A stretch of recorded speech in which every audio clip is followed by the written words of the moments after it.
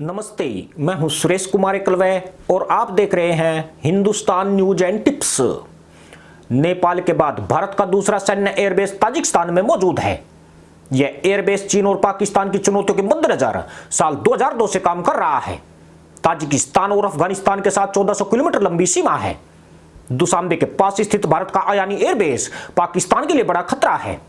पाकिस्तान से जंग की सूरत में भारत इस एयरबेस का इस्तेमाल करके पाकिस्तान को नाकोचने चबा सकता है।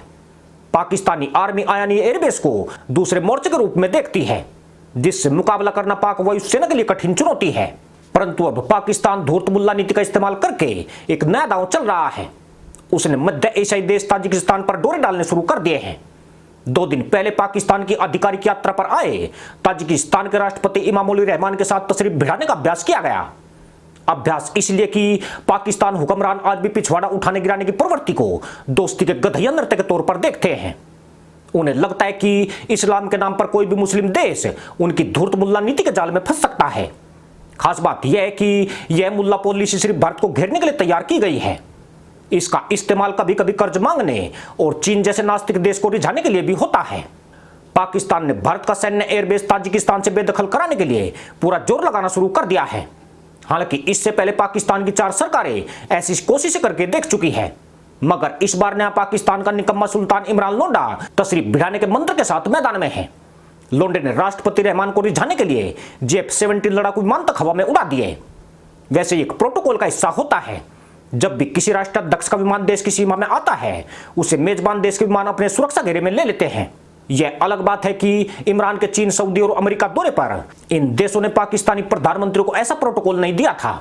पर यह एक अच्छी नीति है जो दुनिया में अपनी बेइज्जती कराकर भी पाकिस्तान दूसरों को इज्जत देने की कोशिश करता है। बेशक वह धूर्त मुल्ला पॉलिसी के लिए ऐसा करता है। मुल्ला पॉलिसी इसलिए कि पाकिस्तान इस तरह का स्वागत केवल उन्हीं देशों के राष्ट्राध्यक्षों का करता है जिनके साथ पाकिस्तान के करीबी संबंध है, या फिर वह उनके साथ ऐसे संबंध बनाना चाहता है। इसका मतलब यह हुआ कि अब पाकिस्तान खुलकर भारत के आयानी एयरबेस को टारगेट कर रहा है और वह ताजिकिस्तान को रिझाने की जीतोड़ कोशिशों में जुटा है। परंतु पाकिस्तान को यह आभास भी हो रहा है कि भारत ताजिकिस्तान के रिश्ते तशरीफ भिड़ाने वाले नहीं है, बल्कि दोनों देशों में सांस्कृतिक, आर्थिक और रणनीतिक संबंध बेहद प्रगाढ़ है, इतने कि जिन्हें जल्दी से कमजोर नहीं किया जा सकता है। दरअसल भारत की ताजिकिस्तान के साथ दोस्ती उस समय तेज हुई थी जब वर्ष 2001 में अमेरिका पर आतंकी हमला हुआ था। इसके जवाब में अमेरिका ने अफगानिस्तान में अपनी सेना उतार दी थी, जिसके बाद बड़ी तादाद में मुसलमान आतंकियों को हुरों की खोज में भेजा गया। उस समय अटल बिहारी वाजपेयी भारत के प्रधानमंत्री हुआ करते थे और उन्होंने ही ताजिकिस्तान के साथ दोस्ती मजबूत करने का फैसला किया था। इसके बाद वाजपेयी सरकार में वर्तमान राष्ट्रीय सुरक्षा सलाहकार अजीत डोभाल ने ताजिकिस्तान में भारतीय सेना की उपस्थिति की शुरुआत कराई थी। यही वह समय था जब अमेरिका और उसके सहयोगी भी एक हवाई ठिकाने की तलाश में थे जो पाकिस्तान से हटकर अफगानिस्तान जाता हो। उस वक्त भारत ताजिकिस्तान के परखोर में अफगानिस्तान की सीमा के पास एक अस्पताल चला रहा था। इसी अस्पताल में अफगानिस्तान के ताजिक नेता अहमद शाह मसूद का इलाज किया गया था। वह तालिबानी हमले में बुरी तरह घायल हो गए थे। ताजिकिस्तान को पक्का विश्वास था कि यह हमला पाकिस्तान की खुफिया एजेंसी ISI ने कराया है। ताजिक नेता हमले में बुरी तरह घायल थे। बहुत कोशिशों के बाद भी इंडियन आर्मी के डॉक्टर उन्हें नहीं बचा सके थे। 1998 से भारत आयानी को अपने एक सैन्य अड्डे के रूप में बदलना चाहता था। ताजिकिस्तान भी पाकिस्तान के मुसलमान दहशतगर्दों और उसकी ISI से खतरा महसूस कर रहा था। इसके बाद कारगिल युद्ध हुआ और भारत ने आयानी एयरबेस को बनाने का फैसला किया था। कारगिल युद्ध में यह निकलकर सामने आया कि देश को खुफिया निगरानी बढ़ाने की जरूरत है और इसके लिए रोके एविएशन सेंटर को मजबूत करना होगा। इसी वजह से नरेंद्र मोदी सरकार ने वर्ष 2018 में इस अड्डे को फिर से विकसित करने की इच्छा जताई थी। हालांकि यह अड्डा कितना विकसित हुआ है और यहां पर भारत के कितने और कौन से लड़ाकू विमान हैं, सरकार ने इस मामले में गोपनीयता बरती है। परंतु यहां पर 150 की संख्या में भारतीय सैन्य अधिकारी अभी भी मौजूद है। चीन और पाकिस्तान दावा करते हैं कि यहां भारत बेहद मजबूत स्थिति में है। भारत ताजिकिस्तान के बीच आयानी एयरबेस पर सैन्य संबंध पिछले 13 साल से चल रहा है। भारत ने 2002 से 2010 तक इस एयरबेस के रेनोवेशन और इसे आधुनिक बनाने के लिए करीब $7 करोड़ खर्च किए थे।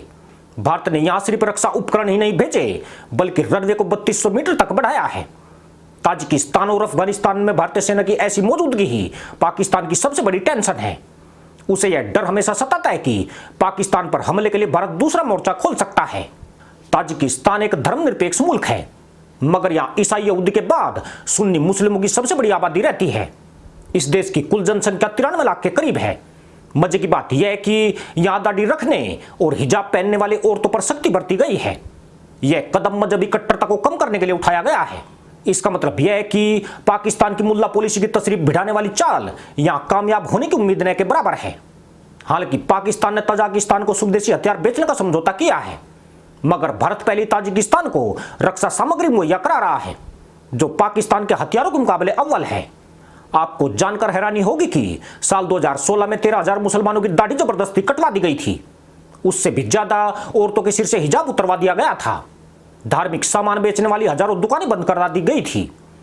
इमामुल रहमान जो खुद मुस्लिम है और 25 सालों से पाकिस्तान की सत्ता पर विराजमान है, ऐसा करने वाले पहले मुस्लिम शासक थे।